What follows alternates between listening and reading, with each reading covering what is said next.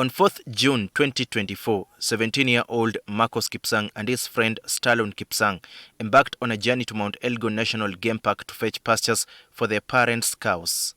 The two left their homes in Kawimpi village, Kapkoro sub-county in Bukwa district at 9 a.m. and informed their parents they would return later in the afternoon. Mt Elgon National Park is a protected area and members of the public are prohibited from accessing the park unless they are given special permission, as they could harm wild animals. However, locals in Bukwa district say Uganda Wildlife Authority and the community entered into an agreement that permitted members of the public who own livestock to fetch pastures from the park for their animals and not graze in the protected area.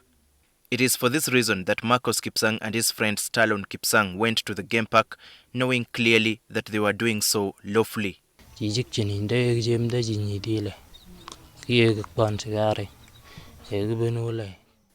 Uganda Wildlife Authority rangers arrived when we had started packing grass into sacks.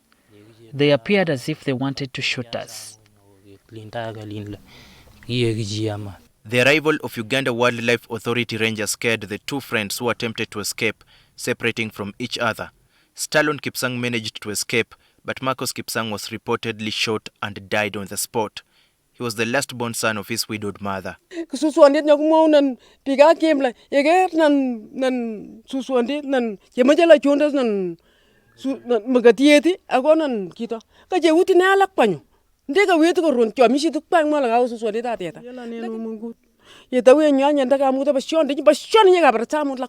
Marcos Kipsang's mother told us he was supposed to undergo traditional circumcision on the day we visited their home. So here lies Marcos Kipsang, one of the latest victims to be shot by Uganda Wildlife Authority rangers. He was laid to rest 6 months ago, and ironically, Uganda Wildlife Authority actually contributed some 5 million shillings to facilitate his burial. But to date, the family is yet to know who exactly pulled the trigger and shot Marcos Kipsang. We told UWA that as the Sebei, anybody who is killed must be compensated, but the RDC told us that will not be possible. Several other locals in Bukwa district have either been killed or seriously injured by suspected Uganda Wildlife Authority rangers since the government gazetted Mt Elgon as a national park in 1992. Peter Soko says his son was allegedly shot by the rangers 12 years ago. I had no any help from the government. I tried to take the case, but I could not manage because I had nothing. Some who escaped death remain with scars in their bodies forever.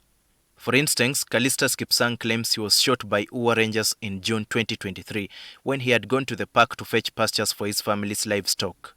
The bullet remained in his body for days, but luckily he was operated and it was removed. But the shooting has left him crippled. He can neither stand nor walk on his own. In fact, he told us he feels useless at the moment.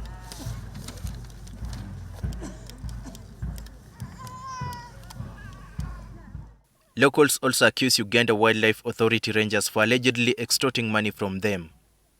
Uganda Wildlife Authority and the communities bordering the park agreed that people can go to the forest and fetch firewood, but the authority has allegedly arrested tens of women and children who attempt to go to the forest in search of firewood. Winnie Chemos, a resident of Tulel sub-county in Bukwa district, claims she was arrested by the rangers 2 months ago.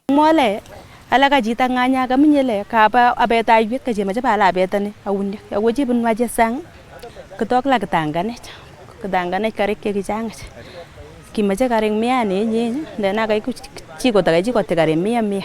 When they get animals grazing inside there, they begin arresting them and they charge a lot of money, 50,000 per head. So when you find that cows are being arrested, when we go and request for our cows, these people become so aggressive. Then also UWA had allowed them to look for rafters for building either granaries or houses. But this of course resulted to people going to cut the real one, the poles, the trees, or lumbering. So people still go in the night to go and do lumbering or cutting of the trees. Now when UWA gets them, when they are in the process of grazing or cutting trees, that is when we find the exchange. Of course, a wananchi is carrying a panga or a spear or something else. UWA is armed.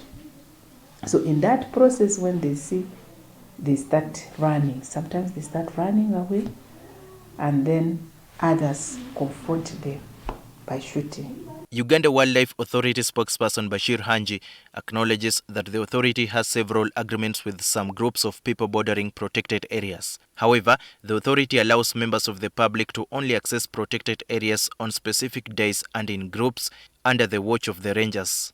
The challenge is when you come, you are an individual, it is not one of those gazetted days. Or if it is one of the gazetted days, and the people we have an MOU with do not know you, so you become an illegal entrant. Now the question is, you are not part of this, you are inside the protected area, and we are trying to ensure that people don't come to kill our animals.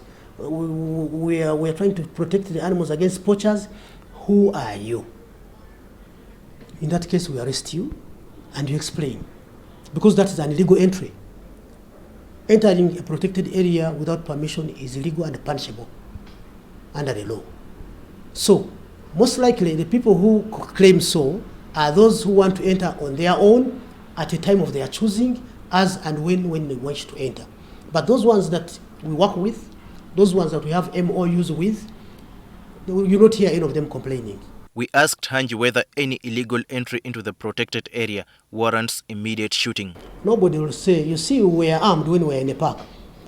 Nobody will tell you that. They will say, you see, we had gone to fetch grass, we had gone for firewood, and they shot at us.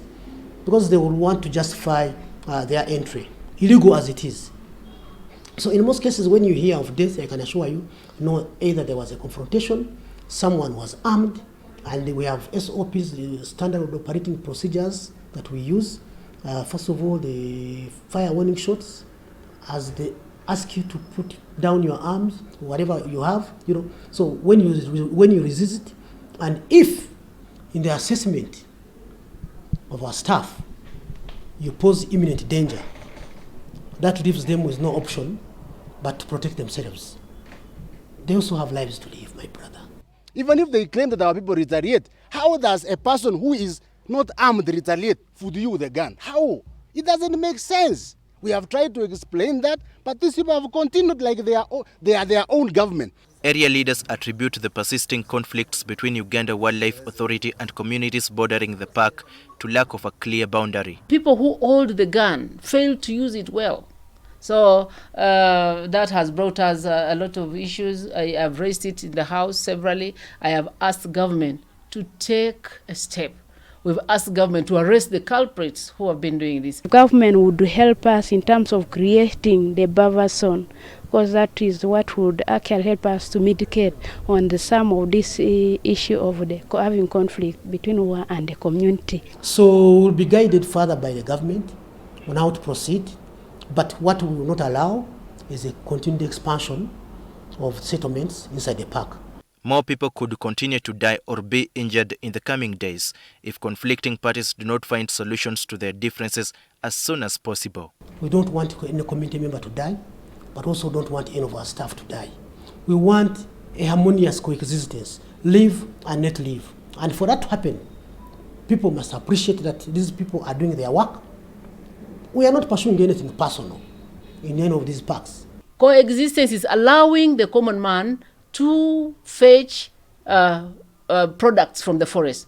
For example, dry trees, those are firewood, to go and harvest herbs, to go and get maybe bamboo shootings, that's the greens, they call it lek or malewa. Then they should also go for honey from the forest. Daniel KIBET, NTV.